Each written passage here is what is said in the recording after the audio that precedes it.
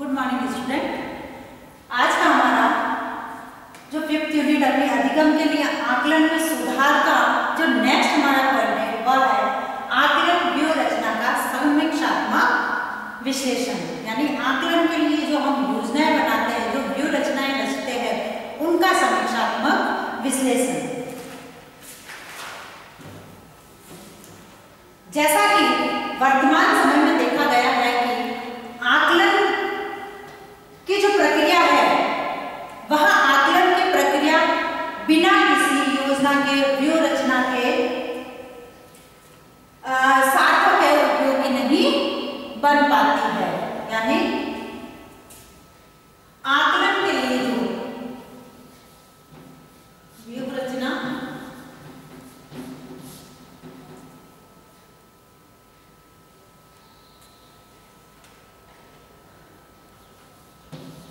के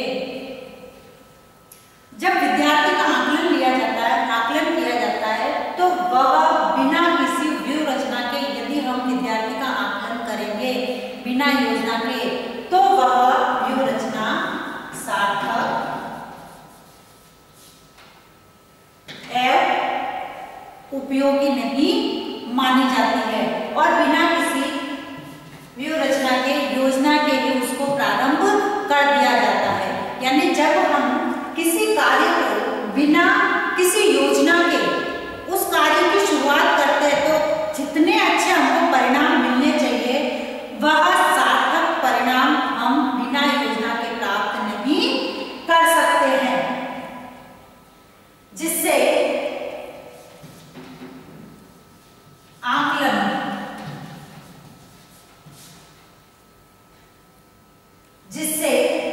आकलन के जो हमें परिणाम प्राप्त होने चाहिए वह नहीं हो पाते हैं और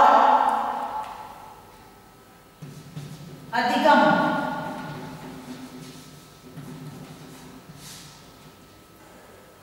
उच्च नहीं हो पाता है। यानी मैंने बोला कि भाई जब हम बिना किसी योजना के किसी भी कार्य की रचना करते हैं, किसी भी कार्य को करते हैं, तो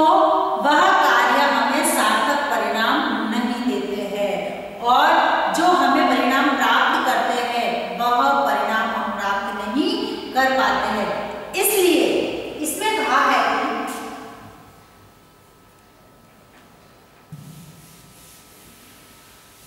इससे हम बिना योजना के जब आकलन करते हैं तो उस समय विद्यार्थी के जो कौशल है वह कौशल सामने पूर्ण रूप से सामने नहीं आते हैं। सो वर्तमान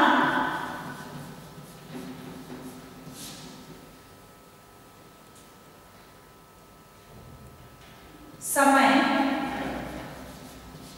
में आकलन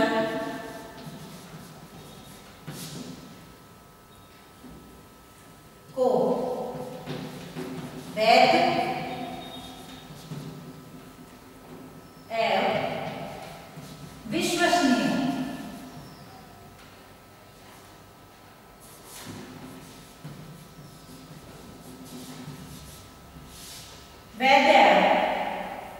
विश्वसनीय बनाने के लिए सार्थक एवं उपयोगी, सार्थक जिसका कोई अर्थ निकलता हो, सार्थक एवं उपयोगी, उपयोगी व्यूह रचना, सार्थक एवं उपयोगी व्यूह रचना का निर्माण करना चाहिए। यानी जो कार्य कर रहे हैं उस कार्य के लिए हमारी पहले से ही प्लानिंग योजना होनी चाहिए और जब हम किसी योजना या प्लानिंग को लेकर किसी भी कार्य को करेंगे तो वही योजना या प्लानिंग या अपनी हमारी जो व्यूह रचना है वह व्यूह रचना हमें वैध तथा विश्वसनीय परिणाम प्राप्त करने में हमारी मदद करती है। यानी व्यूह रचना के माध्यम से हम जो विद्यार्थियों का जो अधिगम स्तर है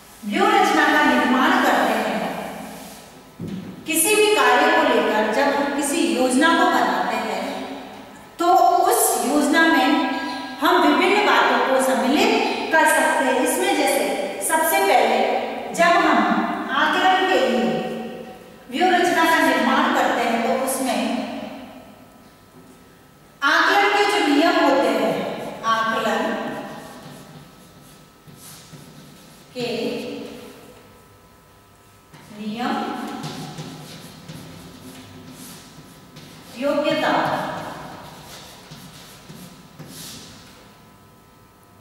मानव,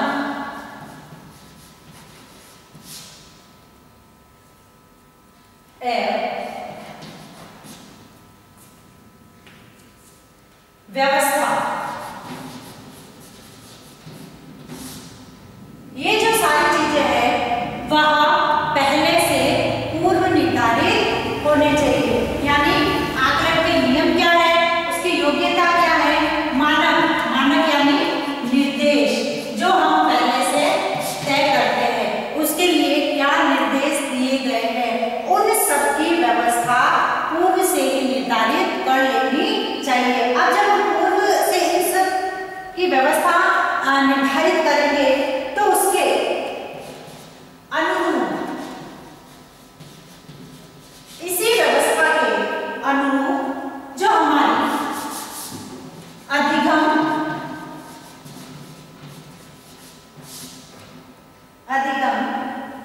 गतिविधियां,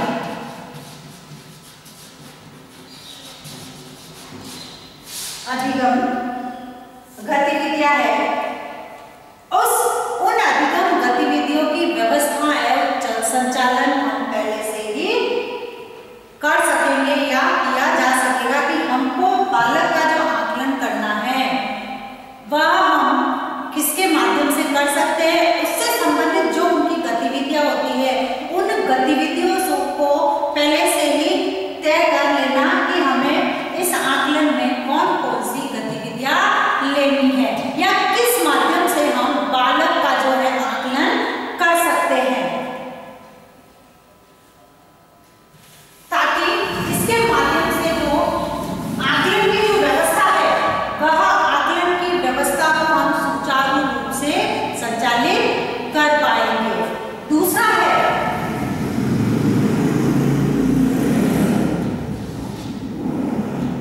इस प्रक्रिया में आकलन की इस प्रक्रिया में छात्रों के लिए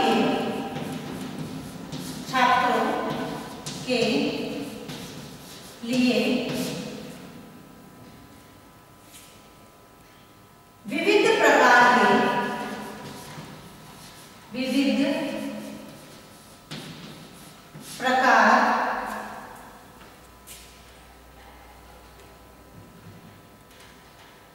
के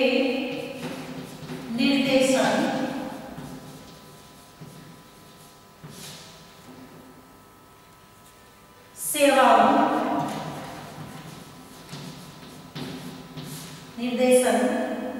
सेवाओं है, इसकी जो सहायक सेवाएं, इसकी जो सहायक सेवाएं हैं उन सहायक सेवाओं की व्यवस्था का भी निर्णय करना आवश्यक है। यानी इस प्रक्रिया में, आकलन की इस प्रक्रिया में छात्रों के लिए विविध प्रकार की जो निर्देशन से संबंधित जो सेवाएं हैं और इससे संबंधित, इससे निर्देशन की सेवा से संबंधित जो सहायक है इसकी, उन सहायक सेवाओं की व्यवस्था पहले से ही कर लेनी चाहिए। विद्यार्थियों को आकलन करते समय या उनका आकलन करते समय हमें कौन कौन से ऐसे निर्देश देने हैं, वह निर्देश से संबंधित जो है पहले से ही तैयार कर लेना चाहिए। जैसे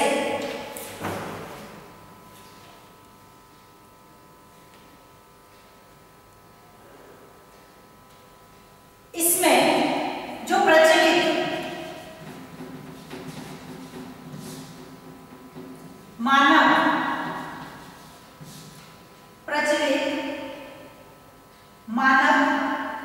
और इसकी जो योग्यताएं, इसकी जो योग्यताओं को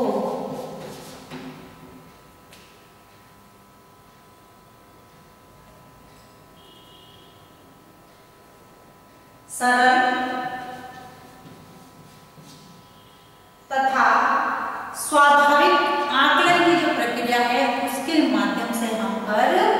सकते हैं। यानी प्रचलित जो निर्देश है आकलन में, वह उन निर्देशों के माध्यम से हम विद्यार्थियों के लिए एक सरल तथा सहज आकलन की जो व्यवस्था है उसको कर सकते हैं। इसके बाद आता है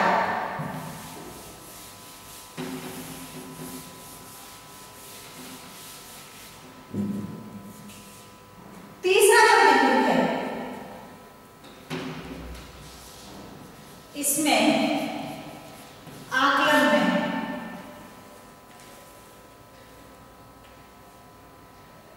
व्यूह रचना में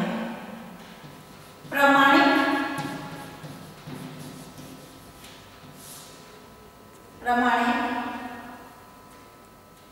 योग्यताओं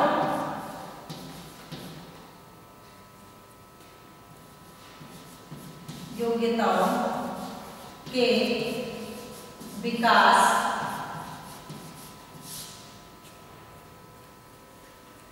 के अनुरूप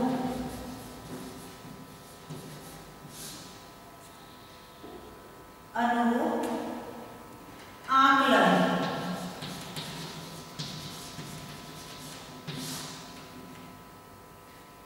विधियों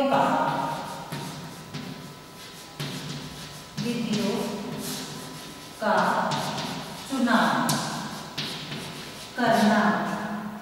चुनाव करना चाहिए, जिससे कि यानी इसमें प्रामाणिक योग्यताओं के आधार के विकास के अनुरूप आकलन की विधियों का चुनाव करना चाहिए। अब जब इसके अनुरूप हम आकलन की जो विधियां है उनका चुनाव करेंगे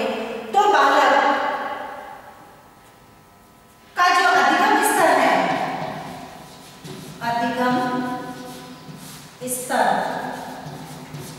बालक का जो अधिगम स्तर एवं योग्यताएं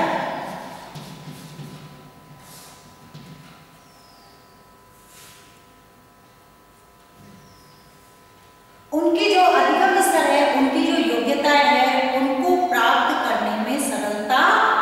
बनी रहती है। यानी विद्यार्थियों के अधिगम के स्तर के अनुरूप जब हम विभिन्न प्रकार की विधियों को लेके विधियों का चुनाव करेंगे, यानी उन्हीं के अनुरूप उनको सिखाना कि बालक किस प्रकार से जो है अधिगम कर सकता है, किस प्रकार से उनको अधिक से अधिक सिखाया जा सकता है, उसमें ऐसी विधियों को शामिल किया जा सकता है बालक की योग्यता के अनुसार। और जब हम बालक के अनुरूप उन विधियों का चुनाव करके आकलन करेंगे तो बालक का जो अधिगम स्तर है और उनकी जो योग्यता है, उस अधिगम स्तर और योग्यता का हम विकास कर सकते हैं। उसके बाद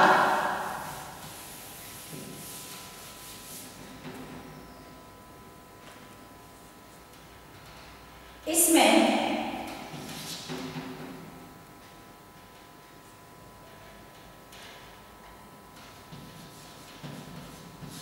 व्यूह रचना के अंतर्गत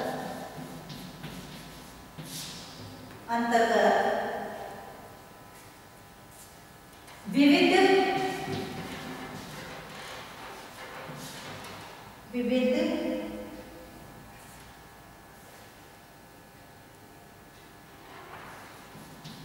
प्रकार के उपकरणों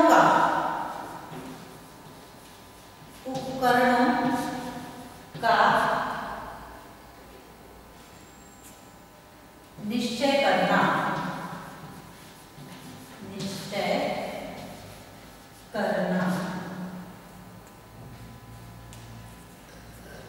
यानी जो व्यूह रचना बना रहे हैं, जो योजना तैयार कर रहे हैं, उस योजना के अंतर्गत हम बालक का आकलन विविध प्रकार के उपकरणों का कौन से हम ऐसे उपकरण शामिल करेंगे, कौन से ऐसे उपकरण हैं जिनको लेने के बाद बालक का जो आकलन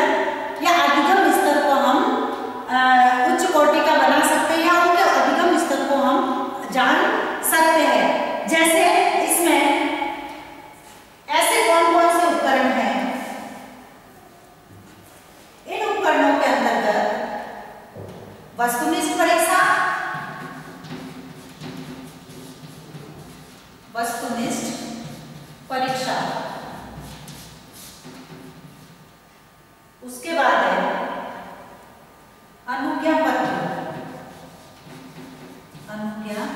पत्र। अब ये अनुज्ञा पत्र संबंधी जो परीक्षा है, हम किसी से जब आज्ञा लेते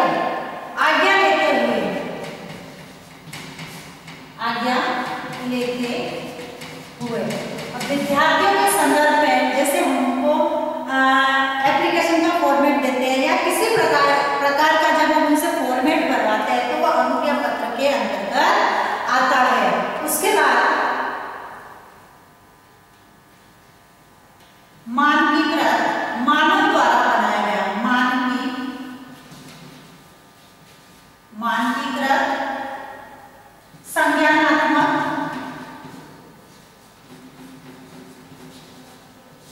परीक्षा, यानी विद्यार्थियों का जो ज्ञान है उस ज्ञान के स्तर को जांचने के लिए मानकीकृत संज्ञानात्मक परीक्षा ली जाती है। उसके बाद चेकलिस्ट।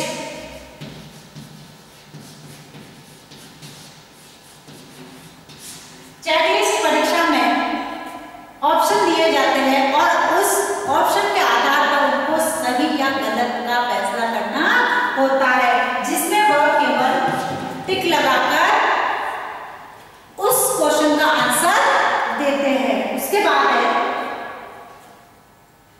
निबंध।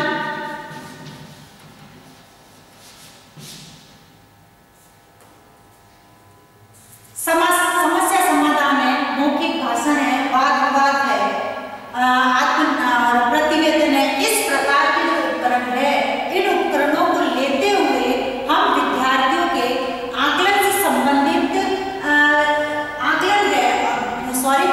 अधिगम से संबंधित जो आकलन है उस आकलन को हम प्राप्त कर सकते हैं। उसके बाद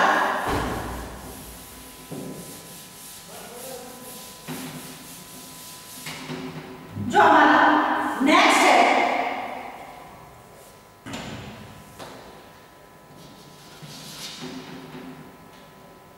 आकलन का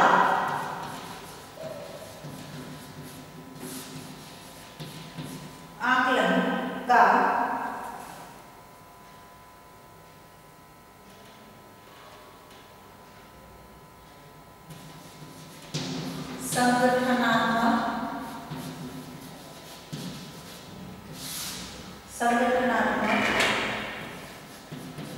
स्वरूप प्रस्तुत करना।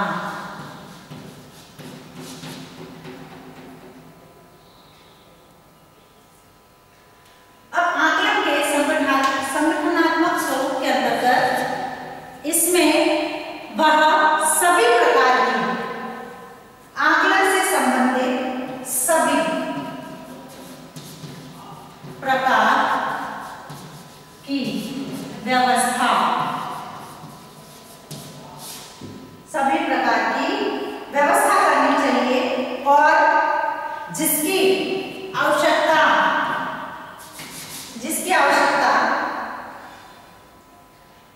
छात्रों को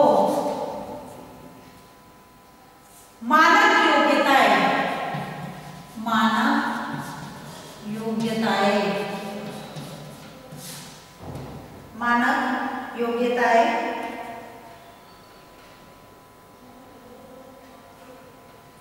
को प्राप्त करने तथा उनका जो अधिगम स्तर है, अधिगम स्तर, उनके अधिगम स्तर को उच्च बना सके। यानी आकलन का जब हम विद्यार्थी का जब हम आकलन करते हैं तो उस आकलन में संगठनात्मक स्वरूप प्रस्तुत करना चाहिए और इस प्रकार की व्यवस्था होनी चाहिए जिससे कि छात्रों के समक्ष जो मानक योग्यताएं है और उनका जो अधिगम स्तर है उसको प्राप्त करने में सरलता और आसानी बनी रहे। क्योंकि जब तक हम संगठित रूप से किसी कार्य को नहीं करेंगे तब तक हमको आवश्यक परिणाम प्राप्त नहीं होंगे। उसके बाद आता है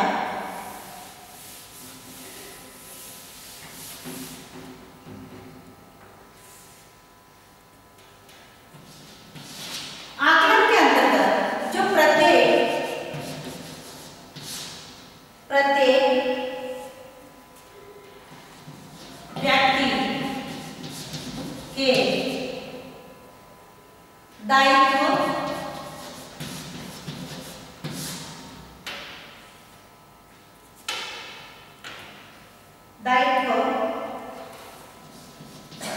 एवं मूल्यों का निश्चय करना,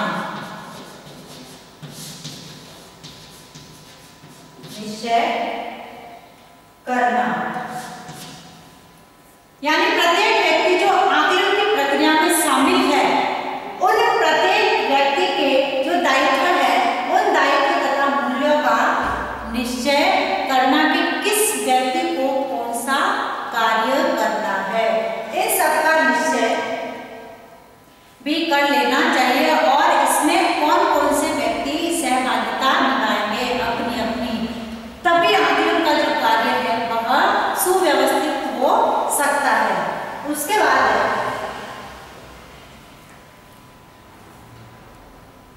अब जब बालक का जब हम आकलन करते हैं तो उस आकलन की व्यवस्था और आकलन की गुणवत्ता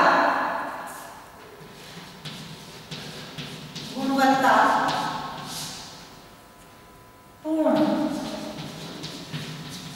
बनाने के लिए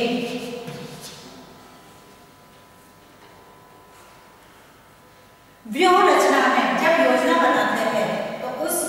व्यूह रचना में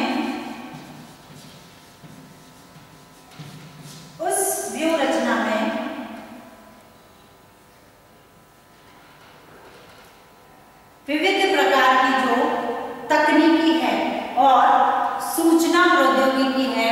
तकनीकी टेक्नोलॉजी तथा सूचना प्रौद्योगिकी का भी उपयोग करना चाहिए, क्योंकि वर्तमान का जो समय है वो टेक्नोलॉजी वाला युग है। इसीलिए जब बालक का जब आप आकलन करते हैं तो इसमें जो वर्तमान समय की परिस्थितियों को देखते हुए टेक्नोलॉजी तथा सूचना जो प्रौद्योगिकी है और तकनीकी है उसका भी उपयोग करते हुए बालक का आकलन करना चाहिए, जिससे कि हम जो आकलन कर रहे हैं इसके आधार पर जो आकलन की जो प्रक्रिया है वह आकलन की प्रक्रिया के अंतर्गत जो हमें वांछित परिणाम जो प्राप्त होने चाहिए उन वांछित परिणामों को हम प्राप्त कर सकते हैं। तो इस प्रकार से जब हम बालक का आकलन करते हैं, व्यूह रचना बनाते हैं, तो व्यूह रचना बनाते समय हम इन बातों का ध्यान रखते हुए हमको आकलन के लिए व्यूह रचना का निर्माण करना चाहिए, जिससे कि हमारा जो आकलन है वह प्रभावी रूप से संपन्न हो सके और विद्यार्थियों का जो अधिगम स्तर है उस अधिगम स्तर को हम इस व्यूह रचना के माध्यम से जो है प्राप्त कर सकते हैं। अब है आज का आपका गृह कार्य।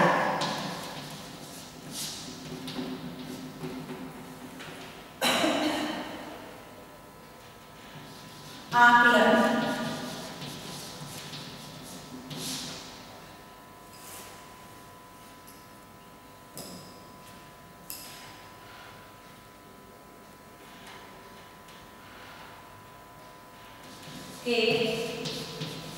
के लिए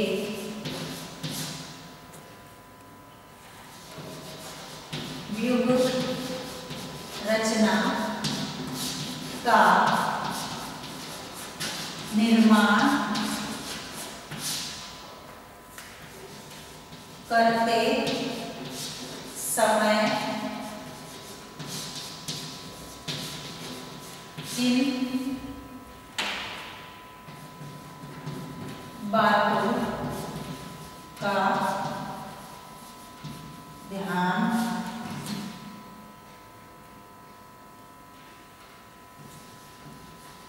रखना चाहिए। आकलन के लिए जब हम व्यूह रचना का निर्माण करते हैं, निर्माण करते समय इन बातों का ध्यान रखना आवश्यक है। समझाइए।